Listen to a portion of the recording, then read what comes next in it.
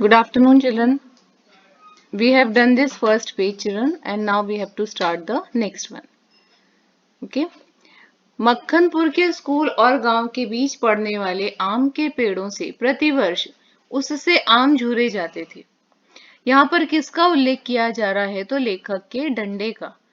पिछला सेंटेंस था कि यह डंडा कई सांपों के लिए नारायण वाहन बन चुका था और इसलिए उन्हें अपने डंडे से बहुत ज्यादा प्रेम था। अभी मक्खनपुर का जो स्कूल था लेखक का और गांव के बीच पड़ने वाले आमों के पेड़ों से प्रतिवर्ष इसी डंडे से आम झुरे जाते थे। यानी डंडे से वे आम तोड़ते थे और उसका मजा लेते थे। इस कारण वह मूक डंडा उन्हें सजीव सा प्रतीत होता।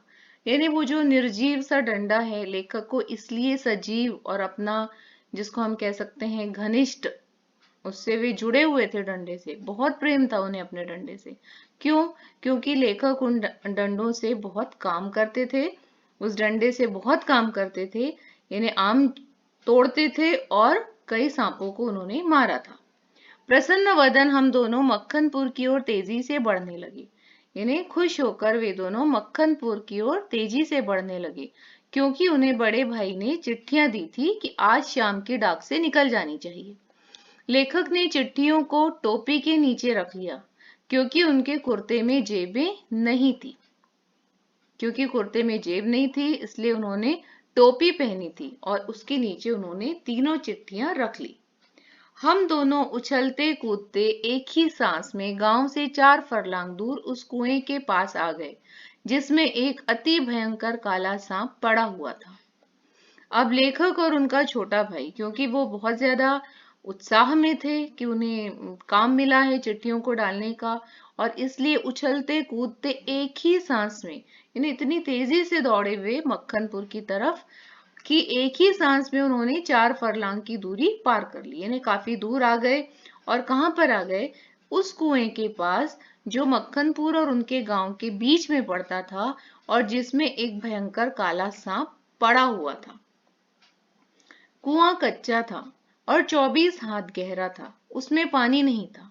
यानी वो जो कुआं था वह सूखा था और कच्चा था।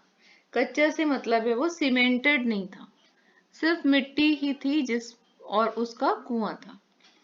उसमें न जाने सांप कैसे गिर गया। कारण कुछ भी हो, हमारा उसके कुएं में होने का ज्ञान केवल 2 महीने पुराना था। इन्हें 2 महीने पहले लेखक जब स्कूल जा रहे थे, आगे उसका वर्णन है कि लेखक को यह कब पता पड़ा कि उस कुएं में सांप गिरा है, तो 2 महीने पहले। बच्चे नटखट होते ही हैं। मक्खनपुर पढ़ने जाने वाली हमारी टोली पूरी वानर टोली थी। यानी जो टोली बनाकर, ग्रुप बनाकर लेखक के गांव के सारे बच्चे एक साथ मक्खनपुर जाते थे पढ़ने के लिए। और बीच में ये जो कुआं पड़ता था, तो एक दिन हम लोग कुएं के पास जैसे ही पहुंचे, क्योंकि वे स्कूल से लौट रहे थे, तो हमें कुएं में उझकने का मतलब है झांकने की सूझी। सबसे पहले झांकने वाला मैं ही था, यानी लेखक ही थे। क्योंकि बच्चों के अंदर ये जिज्ञासा होती है कि कुआं है तो उसमें झांक कर देखें। फिर झांकने के बाद लेखक ने एक ढेला भी फेंका कि उसकी आवाज कैसी होती है उन्हें सुनने की इच्छा थी। और जैसे ही उन्होंने उस कुएं में ढेला फेंका तो एक फुसकार सुनाई दी, यानी सांप की फुसकार सुनाई दी। कुएं के किनारे हम सब बालक पहले तो उस फुसकार से ऐसे चकित हो गए जैसे किल्लोले करता हुआ मृग समूह अति समीप के कुत्ते के भौंक की आवाज से चकित हो जाता है। क्योंकि जो सारे बच्चे थे वे बहुत ज्यादा मस्ती में थे, क्योंकि स्कूल से लौट रहे थे। वैसे ही बहुत खुशी होती है स्कूल से लौटते समय बच्चों को। और जब कुएं के पास पहुंचे तो वहां पर उन्होंने कुएं में पत्थर फेंकना शुरू किया, झांकना शुरू किया। तो जैसे ही पहला पत्थर लेखक ने फेंका, उस कुएं के अंदर से एक फुसकार सुनाई दी। तो जो उनका पूरा समूह था बच्चों का, वह एकदम आश्चर्यचकित हो गया उस आवाज को सुनकर, क्योंकि फुसकार कैसी थी? बहुत तेज। और लेखक ने उसकी तुलना किससे की है कि जैसे किल्लोले करता हुआ, किल्लोले करना यानी जो हिरणों का समूह जो दौड़ता है खुशी से, उसे कहा जाता है किल्लोले करना।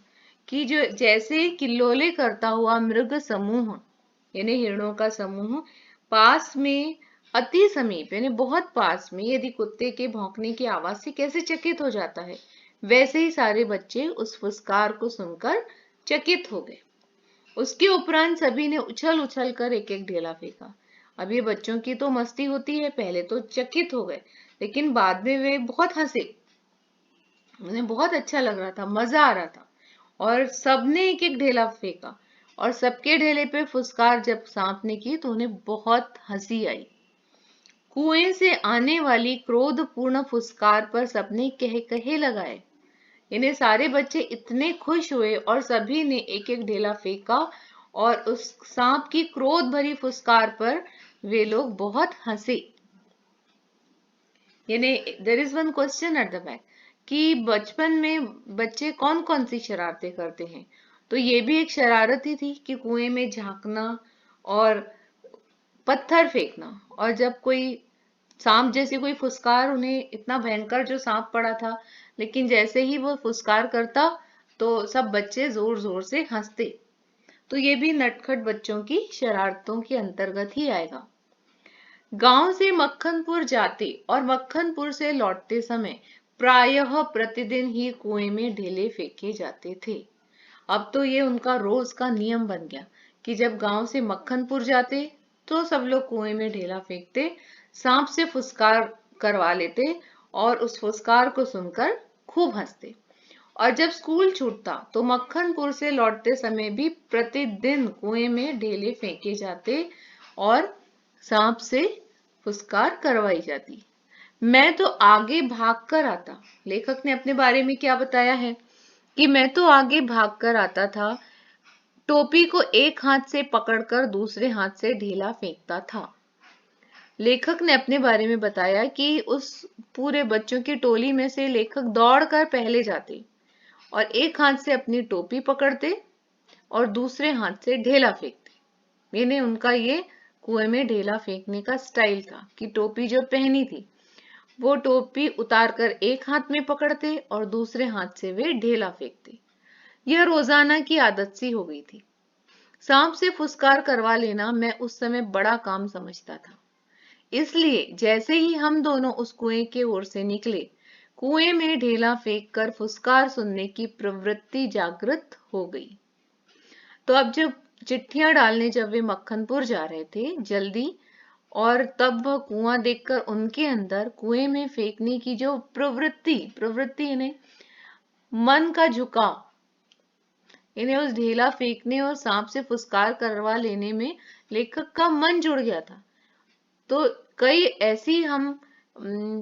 ऐसे काम करते हैं हम जो हमारा मन करने को कहता है, उसको कहते हैं प्रवृत्ति।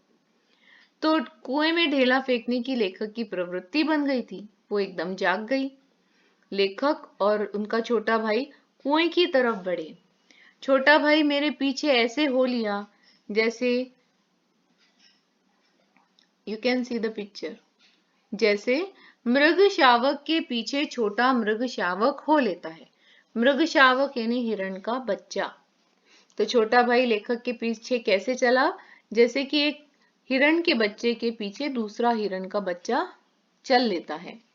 कुएं के किनारे से एक ढेला उठाया। लेखक कहाँ जा रहे थे? चिट्ठियां डालने, लेकिन उनके अंदर की जो प्रवृत्ति है वो जाग गई ढेला फेंक कर सांप से फुसकार करवा लेने की। और तब लेखक ने कुएं के पास से एक ढेला उठाया, उछलकर एक हाथ से टोपी उतारते हुए सांप पर ढेला गिरा दिया। तो जैसे कि उनकी आदत थी कि एक हाथ से वे टोपी पकड़ते और दूसरे हाथ से वे ढेला फेंकते। ढेला यानी पत्थर। तो आज भी उन्होंने एक हाथ से टोपी उतारी और दूसरे हाथ से ढेला सांप पर गिरा दिया। पर मुझ पर तो बिजली सी गिर गई। लेकिन जैसे ही लेखक ने टोपी उतारी, लेखक पर बिजली सी गिर गई। क्यों? सांप ने फुसकार मारी या नहीं, ढेला उसे लगा या नहीं, यह बात आज भी लेखक इतने बड़े हो गए हैं तो भी उन्हें याद नहीं है कि उस समय जब उन्होंने ढेला फेंका था तब वो ढेला सांप पर लगा कि नहीं, सांप ने फुसकार की कि नहीं, क्योंकि टोपी के हाथ में लेते ही तीनों चिट्ठियां चक्कर काटती हुई कुएं में गिर रही थी।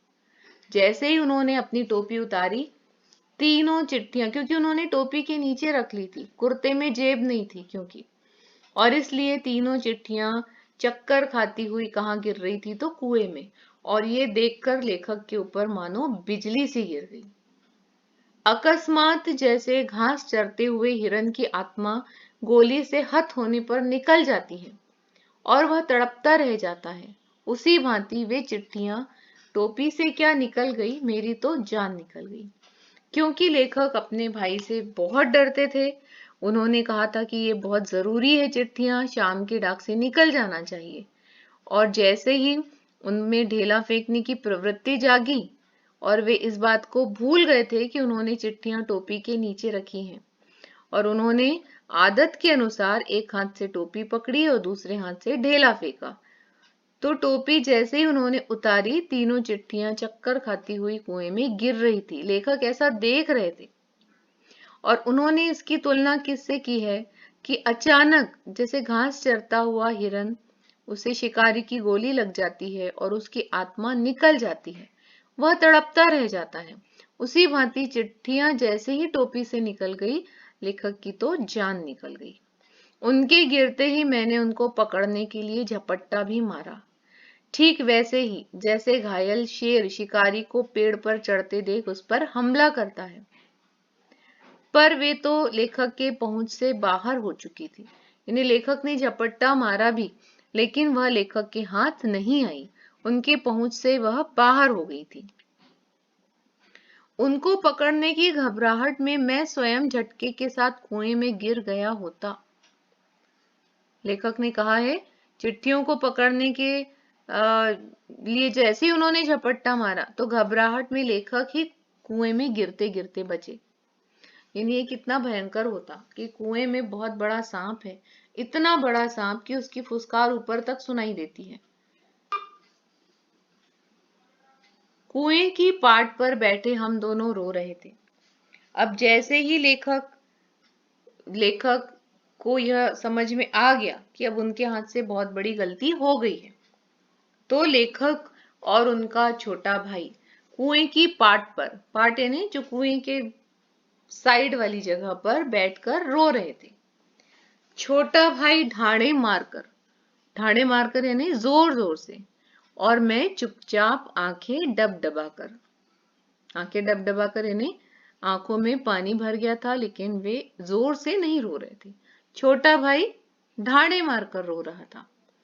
पतीली में उफान आने पर ढकना ऊपर उठ जाता है और पानी बाहर टपक जाता है।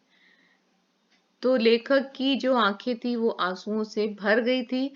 उन्होंने इसके लिए किसका उदाहरण दिया है कि जब हम किसी बर्तन में पानी रखते हैं या फिर कोई और चीज रखते हैं, दूध गर्म होता है और उसके ऊपर यदि हम ढक्कन भी रख दें, तो जैसे ही वो बॉईल होता है तो वो ढक्कन को हटाकर वह दूध या पानी बाहर की ओर गिरने लगता है, यानी उसमें उफान आता है, तो ढक्कन ऊपर उठ जाता है और पानी बाहर टपक जाता है। तो वैसे ही लेखक की आंखें इतनी आंसुओं से भर गई थी कि उनके आंसू बाहर की तरफ लुढ़क गए। निराशा, पिटने का भय और उद्वेग से रोने का उफान आता था। लेखक के अंदर बहुत गहरी निराशा कि उनसे कैसी गलती हो गई। दूसरा, पिटने का भय कि भाई साहब इतना पीटेंगे कि उसकी कल्पना से ही वे सिहर उठते थे। और उद्वेग यानी घबराहट या बेचैनी कि इस गलती के बाद उनके अंदर इतना डर पैदा हुआ, इतनी घबराहट पैदा हुई कि उनके अंदर रोने का उफान आ रहा था, यानी उन्हें ऐसा लग रहा था कि खूब जोर से रो।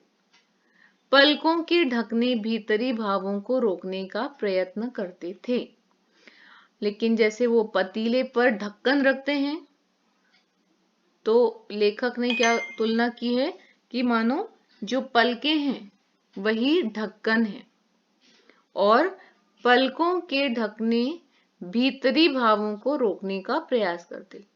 यानी हम जब कई बार ऐसा होता है कि हमें बहुत रोना आता है, लेकिन हम उस रोने को रोकते हैं, तो इसी बात का यहाँ वर्णन किया है कि उनकी जो पलकें हैं वो अंदर के रोने को रोक रही थी, पर कपोलों पर आंसू धुलक ही जाते। कपोल यानी गाल। तो जैसे पतीले में उफान आने पर वो ढक्कन को ऊपर करके पानी बाहर गिर ही जाता है, वैसे ही लेखक की पलकें भी आंसुओं को अंदर रोकने का प्रयास कर रही थी, लेकिन अनायास ही वे आंसू गाल पर लुढ़क ही आते थे। माँ की गोद की याद आती थी। जी चाहता था कि माँ आकर छाती से लगा ले और लाड़ प्यार से कह दे कि कोई बात नहीं, चिट्ठियां तो फिर से लिख ली जाएंगी। उस समय लेखक को अपनी माँ की याद आई, क्योंकि लेखक खूब बड़े नहीं थे, छोटे ही थे, और उन्हें लगा कि यदि माँ होती तो वह उन्हें अपने छाती से लगाकर कहती कि कोई बात नहीं, चिट्ठियां तो फिर से लिख ली जाएंगी। अब लेखक के अंदर दूसरा विचार ये आ रहा था कि तबीयत करती थी कि कुएं में बहुत सारी मिट्टी डाल दी जाए और घर जाकर कह दिया जाए कि चिट्ठी डाल आए, पर उस समय मुझे झूठ बोलना नहीं आता था। लेखक जानते ही नहीं थे कि झूठ बोलना क्या होता है। घर लौटकर सच बोलने पर रुई की तरह धुनाई होती।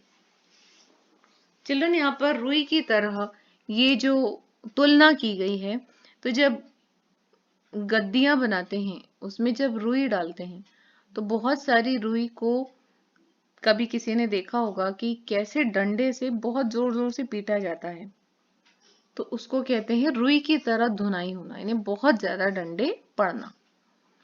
मार के ख्याल से शरीर ही नहीं मन भी कांप जाता। ने लेखक कहते कि मन ही इतना डर जाता कि ऐसी भयंकर उनकी पिटाई होती। सच बोलकर पिटने के भावी भय और झूठ बोलकर चिट्ठियों के न पहुंचने की जिम्मेदारी के बोझ से दबा मैं बैठा सिसक रहा था। लेखक वहीं बैठ गए, क्योंकि यदि वह सच बोलता तो बहुत पिटाई होती, और झूठ बोलकर चिट्ठियां नहीं पहुंचती तो वो जिम्मेदारी की जो तलवार थी, ये जिम्मेदारी का जो बोझ था उनके ऊपर, उससे वे बैठे सिसक रहे थे। उन्हें समझ में नहीं आ रहा था कि अब मैं क्या करूं। Followed it. और इसलिए सच बोलकर पिटने के भावी भय और झूठ बोलकर चिट्ठियों के न पहुंचने की जिम्मेदारी के बोझ से दबा मैं सिसक रहा था। इसी सोच विचार में 15 मिनट होने को आए, देर हो रही थी, यानी यहीं बैठे बैठे 15 मिनट हो गए थे और बहुत देर हो गई थी। उधर दिन का बुढ़ापा बढ़ता जा रहा था। दिन का बुढ़ापा बढ़ना यानी शाम हो रही थी और अंधेरा बढ़ रहा था। कहीं भाग जाने को तबीयत करती थी। लेखक को लग रहा था कि न जाया जाए और न ही पोस्ट ऑफिस, बल्कि कहीं और भाग जाए, पर पिटने का भय और जिम्मेदारी की दुधारी तलवार कलेजे पर फिर रही थी। इन्हें लेखक के ऊपर दो बातें थी, एक तो पिटने का भय, यदि सच बोलेंगे तो पिटेंगे, और यदि झूठ बोलेंगे तो